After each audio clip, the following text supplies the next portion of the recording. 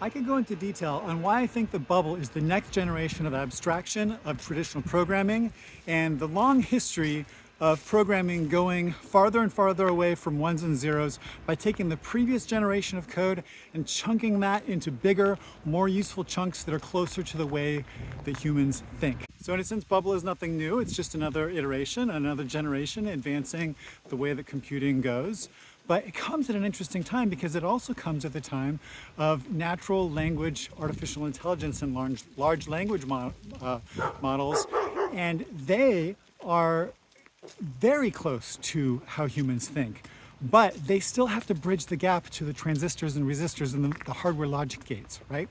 And so think about if you want AI to make a program, you're translating human thought into ones and zeros.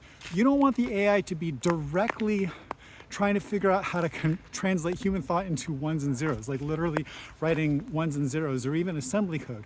You want to work with the most abstracted language possible that gets the programming as close as possible to the way humans think. That's the genius of Bubble, is Bubble is one level closer. But AI came a little bit too soon, right? So there was this monumental shift happening in programming where we're going from traditional code to programming on platform in this abstracted way that Bubble does.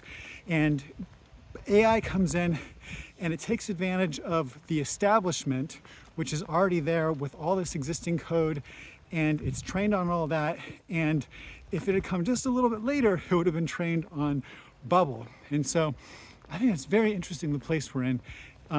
And if Bubble can put enough energy into really making AI work well with its language, then it's going to blow everything else out of the water.